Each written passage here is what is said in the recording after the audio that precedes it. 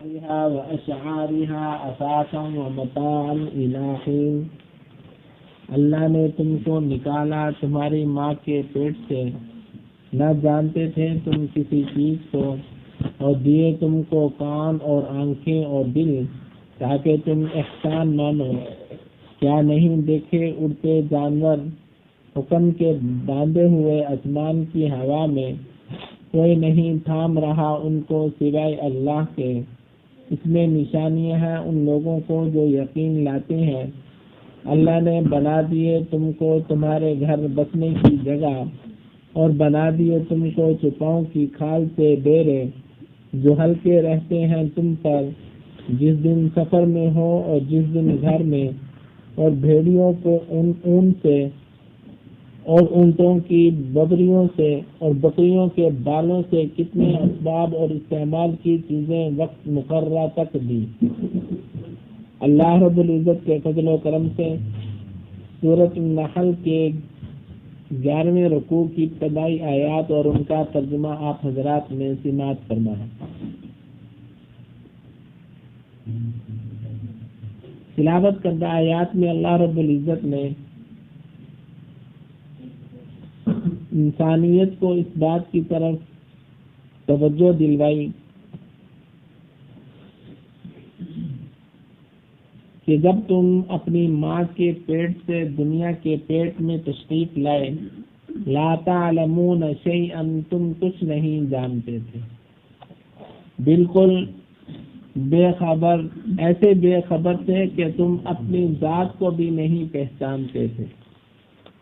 پھر اللہ رب العزت نے وَجَعَلَ لَكُمُ السَّمْعَ وَالْأَبْصَارَ وَالْأَفْئِدَةَ،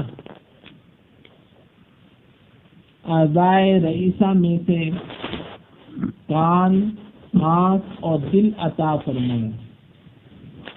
آنکھ کے ذریعے دیکھنے کی طاقت، کان کے ذریعے سننے کی طاقت، دل کے ذریعے اچھے اور برے کے درمیان تمیز کرنے کی طاقت اللہ نے رکھ دی۔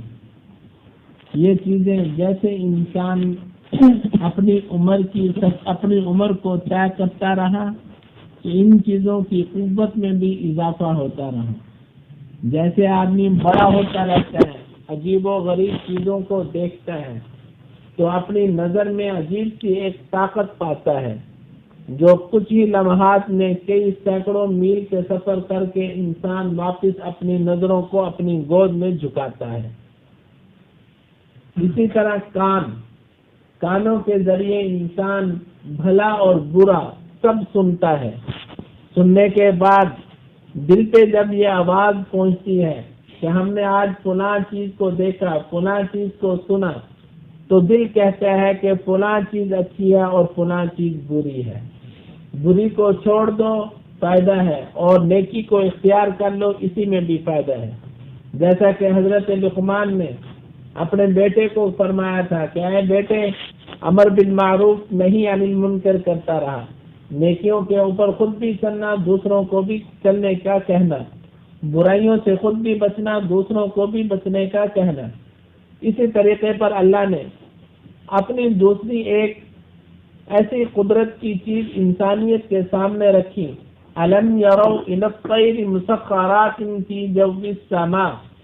اللہ رب العزت فرماتے ہیں کہ آپ آسمان و زمین کے درمیان ایک مخلوق کو دیکھتے ہو، اس مخلوق کا نام پرندہ ہے۔ یہ پرندہ اپنے پروں کی دباؤ پر بہت سینکڑوں میل آسمان کی طرف سفر کرتا ہے۔ سفر کر کے اس کے پاؤں نہ زمین پر ہوتے ہیں نہ آسمان کے ساتھ اس کی چونچ اٹکتی ہے، اس کے باوجود کئی دن یہ ہواؤں میں اپنی زندگی گزار دیتا ہے۔ تو آسمانوں اور زمین کے درمیان جو خلا ہے، اس خلا میں اڑنے والا پرندہ انسانیت کو بتا رہا ہے کہ اے انسانوں، مجھے کسی چیز کے سہارے کی ضرورت نہیں ماں سوائے اللہ کے سہارے کی۔ صرف اللہ کا سہارا میرے لیے کافی ہے کہ آج دنیا کی کوئی چیز میرے ساتھ نہیں، لیکن میں ایک اڑان پر ہوں۔ اڑان پر اس لیے ہوں کہ اللہ نے مجھے بلند کیا ہے۔ تیسرے نمبر پر اللہ نے فرمایا واللہ جعل لکم من بیوتکم سکنا وجعل لکم من جلود الانعام انسان جب پیدا ہوا صرف ماں کی گود کا محتاج تھا، اسے صرف ماں کی گود چاہیے تھی۔ جیسے ہی اپنی زندگی کے کچھ لمحات کو اس نے سمیٹ لیا، سمیٹنے کے بعد اپنے جسموں میں طاقت پائی، تو پھر اس کے بعد رہن سہن کے لیے اسے مکان کی ضرورت تھی۔ اللہ فرماتے من بیوتکم سکنا، رہائشی مکان تمہیں عطا فرمائے۔ وہ کیسے؟ من جلود الانعام بیوتا تستخفونہا، تمہیں کھالوں کے بنے ہوئے ہلکے پھلکے مکان ملے۔ اس سے مراد خیمے ہیں کہ انسان خیموں کو لگاتا ہے، اور اتنے ہلکے کہ پورا مکان تھوڑی سی طاقت کے ذریعے آدمی اپنے کندھوں پہ اٹھا کے ایک جگہ سے دوسری جگہ منتقل ہو جاتا ہے۔ تو وہ ذات کے جس نے تیرا مکان تیرے کندھوں پہ جما دیا، پھر تیرا جی جہاں چاہے وہاں جا کر لگا لے۔ یوم ظعنکم و یوم اقامتکم، جس دن سفر میں ہو اور جس دن گھر میں ہو، جب تیرا جی چاہے رب کی نعمتوں سے تو نفع حاصل کر لے۔